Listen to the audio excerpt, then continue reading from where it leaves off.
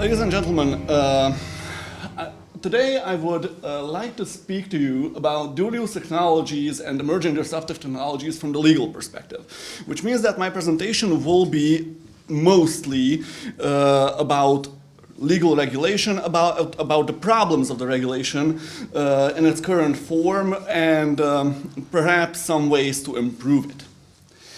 First and foremost, I would like to present to you the improvised unmanned aerial vehicle or mini drone that is keeping Russian forces in eastern Ukraine at bay, at least for the moment. As you can see, the device, it's a recent photograph, by the way, from the Ukrainian war, is a commercial drone which has some extra elements attached. It has a payload, some sort of explosive on the bottom, and it has some communication payload on top. It's in effect a drone sandwich that is two parts that are manufactured in order to ensure combat capability, and one part that was manufactured as a high-end toy, as a device that was initially meant to effect photographs from the air in some quality. This is, of course, obviously an off-the-shelf platform. So this is a device that can be bought from a store or ordered online. Its combat capabilities come from certain modifications that have to be made by an expert. These modifications should include, and normally do include, some sort of a communications package in order to make sure that the drone can be remote controlled, some sort of avionics sensors so that it can be utilized under conditions it was never designed to be used under, and of course it may require a specialist knowledge for reprogramming and certain items that cannot be bought off the shelf but have to be made bespoke of a certain, usually military, use and implementation. The heavily adapted combat drone presupposes thus three major elements: specialist knowledge, specialist equipment, and results in a specialized technology, actually a novel technology, that will be used for waging war. It's obvious that the intended purpose of the drone is very different from the one it was used in, and this in turn gives it its dual-use character. It's a device that was never intended to be used against tanks, but here we are seeing that it is being used in such a fashion.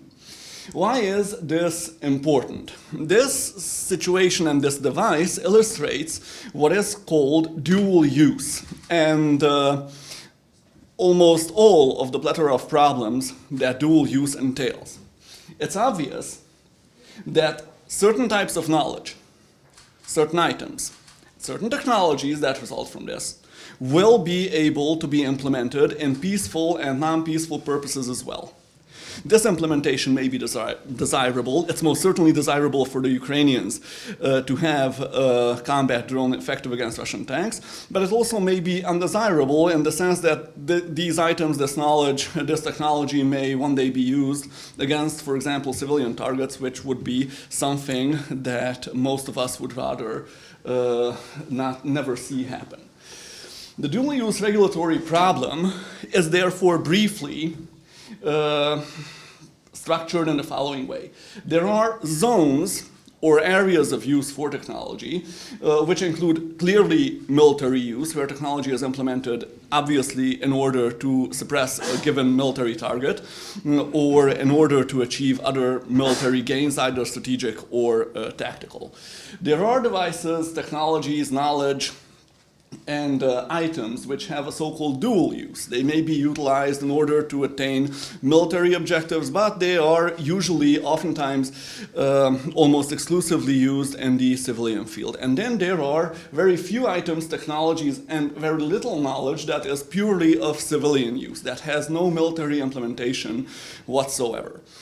It's the rarest of categories, since many of the modern technologies, the inventions that drive the world, have either been invented specifically with war in mind or have been implemented during war in order to achieve some sort of a military objective. It's enough for us to think about mobile phones. It's enough for us to think about the global positioning system, which is an American military technology that was later opened up to the civilian world. It's enough for us to think about the internet, about most everything that makes the world function. So therefore, dual-use technologies are not a thin slice of the technological world, they are most of the cake. And therefore, their regulation is paramount. It's paramount for several reasons. For example, dual-use technologies, due to their large presence in the civilian field, will result, if regulated improperly, in lack of access to crucial technologies and a lack of development through time, whereas if unregulated or regulated improperly, they will result in a bleed-through of technologies either from the civilian field to military implementations that are undesired, or from military implementations of one kind that are strictly regulated to implementations that are non-regulated as well. Policy implications, therefore, for the regulation of dual-use knowledge, items, and technology are immense. These implications include, without being limited to, the following: maintaining national and global security in the classical meaning. It would be inconceivable to live in a world where, for example, the dual-use nuclear technology developed for both atomic energy and for nuclear weapons would be freely available and subject to misuse. Also, it would be difficult to live in a world where this technology was completely removed from civilian use as it is. If we take an extensive view that is not limited to military-civilian dual use, preventing global existential threats may also come under the umbrella of dual-use technology policy. This is because whereas certain technologies are not yet clearly of dual use in the civilian-military dichotomy, it is possible that these technologies will produce effects similar in their destructive capability to military technologies when used incorrectly. And artificial intelligence, gene editing, and so on will enter this category of dual use even if no conceived military use exists for them, simply because once they are sufficiently prevalent, they may cause harm on the scale that would be caused if they were employed in war. Another policy problem of dual-use technologies is what's called conversion. Conversion between military and civilian development, and camouflaging military development if necessary. The conversion problem works in the following manner. Some nations may not desire, either from budget reasons or from other reasons, to develop large military capabilities, but they do not desire to abdicate from the future ability to develop these military capabilities either. Therefore, dual-use technologies in many states are deployed in a civilian form with the tacit proviso that in the case of military conflict, the civilian use will be easily converted to military use. This is the typical case of nuclear technology, for example, in countries that officially shun the possibility of developing nuclear weapons but still maintain nuclear reactors that would be capable of producing fissile material. This is the case for automotive manufacturing and for so many other technologies which are meant to be maintained in the civilian sphere, with the proviso that we will use them militarily if necessary. Also, dual use in this form has the possibility of camouflaging military development into civilian development if for some reasons the given state does not desire to disclose the military intentions of its development program. So this is the specific sphere of dual use technology problems. Fourthly, resolving the dual-use dilemma and creating a dual-use security dilemma is the aim and, as the case may be, the effect of dual-use regulation. What is the dual-use dilemma? Very simply, there are technologies that can have civilian and military uses. We want them to be used in the civilian sector. We do not want them to be used in the military sector. However, any form of regulation of these technologies will result in another dilemma that's called the dual-use security dilemma.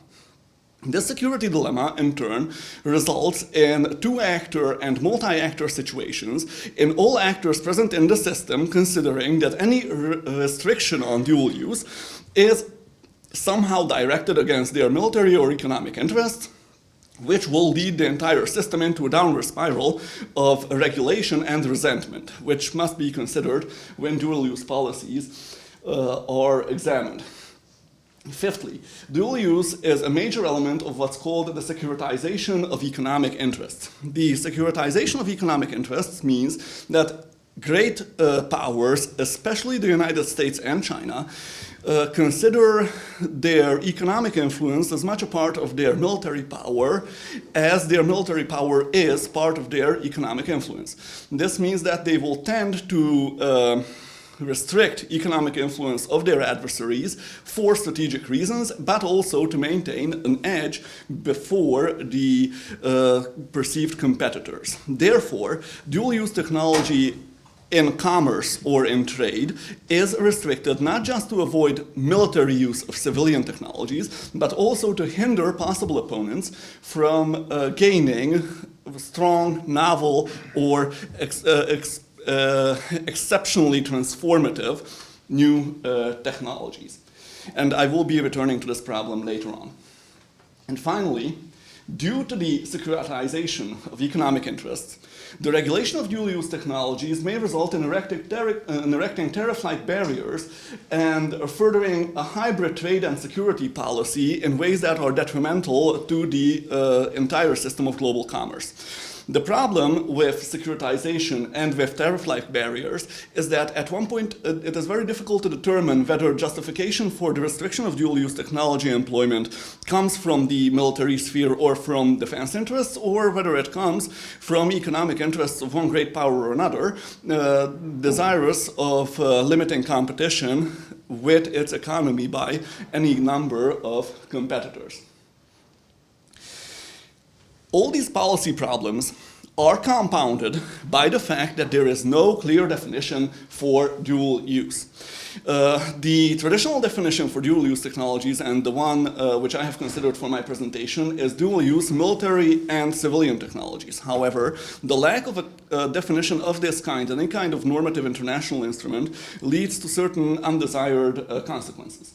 Dual use is mostly understood as dual civilian and military use, or dual civilian or destructive, nefarious or malevolent use. Now, nefarious use isn't the same as military. Military use usually has a tactical or strategic aim. Nefarious use does not. Nefarious use may encompass either terrorism or other types of unintended use that, although not meant to cause mass harm, may result in that.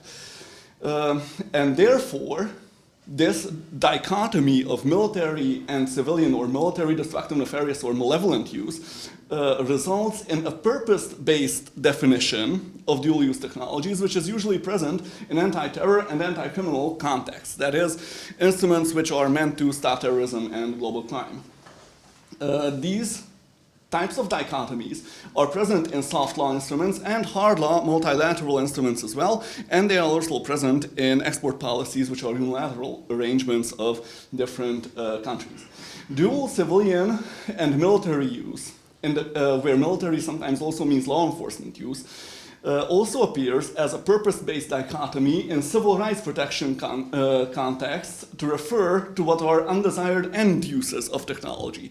This is the typical approach of the European legislator, who usually tends to limit dual-use technology regulation for export purposes to situations where dual-use technology would be used to suppress civil rights, as is documented in China, for example, or would use such technology for the suppression of other connected rights to civil rights of the population. Also, European export controls, along with the civil rights concept, usually enforce certain sanctions regimes against countries deemed to be outside the bounds of international law in their actions. However, this is not by any case a general approach, and this type of dual use, as in military or law enforcement suppressing civil rights, is not codified clearly in any kind of multilateral instrument.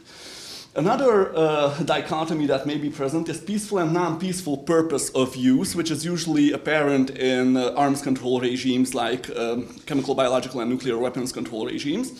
And fourthly, In the field of biotechnologies and also AI, a separate category of dual use has evolved without any input from lawyers. In this case, this type of dual use differentiates between ethical and unethical use of certain technologies. Again, this differentiation isn't really codified. The problem, therefore, is that the regulatory context is unclear. The definition of dual use is that of a fuzzy concept. We don't know the limits of it, and therefore we do not know in what limits it can be enforced. And in lack of a definition, the presence of purpose-based, in lack of a codified definition, the presence of purpose-based definitions lends itself to personalized interpretation. For example, dual use, we may say, stands in the eyes of the beholder based on the I'll know it when I'll see it doctrine. This is actually a real doctrine of the US Supreme Court, developed for immoral content in literature and images, where the definition of immoral content was not desired by the legislator, and therefore when certain images were considered immoral in the 1960s, the United States High Court issued a certiorari opinion in which the presiding judge stated that he will know which content was immoral once he sees it. I'll know it when I'll see it, which means that the limits of the notion or in the eye of the beholder, in the eye of the person who applies a regime for dual-use technology.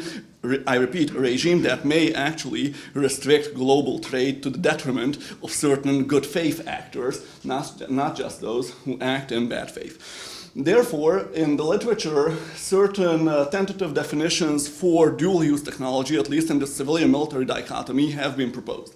Now, one such definition was proposed as far back as 2010 by Forge, and the definition sounds as follows. An item, which may be knowledge, technology, or an artifact, is of dual use when there is a sufficiently high risk that it can be used to design or produce a weapon, or if there is a sufficiently great threat that it can be used in an improvised weapon, where in neither case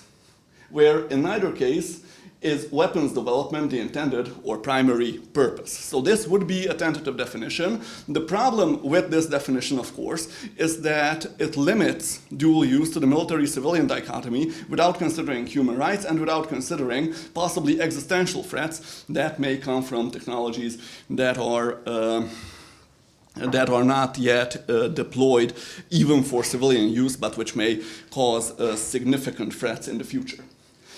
An example of dual-use emerging technology control regimes is what I would like to present in what follows, after I talk for the sake of a few words about what are emerging technologies. Emerging technologies are technologies that are in the nascent phase. They are not yet deployed, their limits, their risks, and their characteristics are not yet crystallized.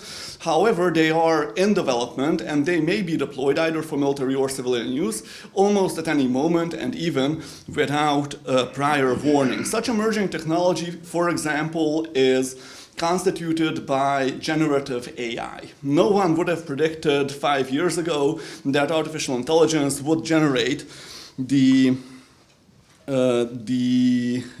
content of major text documents as well as a human being could generate such content. These emerging technologies are regulated, usually in export control regimes. Out of these export control regimes, I've picked the regime for the United States because the United States is the major developer of such emerging technologies, at least to our current knowledge. The US uses a two-pronged system to prevent dual-use technologies from leaking into international commerce. The International Traffic in Arms Regulation regulates weapons, as its name suggests, and the export authorization regulations are applicable to dual-use technologies. These regulations mainly proscribed items lists, that is, lists that contain certain technologies that are subject to export control, are determined by the so-called Bureau of Industry and Security. Major new rules for the export of these technologies are contained in the so-called Export Control Reform Act of 2018, which is a national security-linked act of the United States and which was developed with the nominal purpose of diminishing Chinese influence over the world by use of Western technologies, including but not limited to the suppression of human rights, for example, of the Uyghur population. The ECRA, the Export Control Regime Act, lent itself to the creation of new prescribed items lists, and one of these lists is very important to our subject of study because it includes what are called emerging or foundational new technologies. And these have been listed already in a previous presentation, and I would not like to relist them except for the sake of reference. Technologies such as 3D printing, advanced computing, artificial intelligence and machine learning, biotechnologies, and microprocessor technology, inter alia, are present on this list. And the Bureau for Industry and Security has banned or strictly regulated export of such technologies from the United States. The American system obviously aims for creating an international regime that prevents these technologies from leaking into the hands of unwanted actors, but it also securitizes trade. It is meant to maintain US technological advantage over other competitors. And attention, not just military competitors. The European Union will be considered a competitor in this context. It's an approach that is markedly different from the EU approach, which analyzes destination countries more rather than exported technologies, and requires that the two approaches be somehow correlated. Specifically, such control system which would correlate the interests of international trade, the interests of European technology development, and the interests of technical development in general, would require a generally agreed upon and bindingly codified definition of dual use so that we know what items can be included into dual use lists. It should contain a binding free trade arrangement to make sure that the United States and other technologically developed states or groups of states will not use dual use as an excuse to hinder technological development in other parts of the world. It would require an enforcement body to police compliance, as with other free trade agreements like the WTO founding agreements, the previous GATT agreements, and so on. And it would require a unified proscribed items list, something similar to what exists under the Wassenaar Agreement, for example, or the Wassenaar Arrangement, more precisely, which would contain dual-use or possible dual-use technologies that are agreed upon by everyone. I would like to thank you for your kind attention in the hope that I have managed to have only a slight over time on my presentation. Thank you very much for your attention.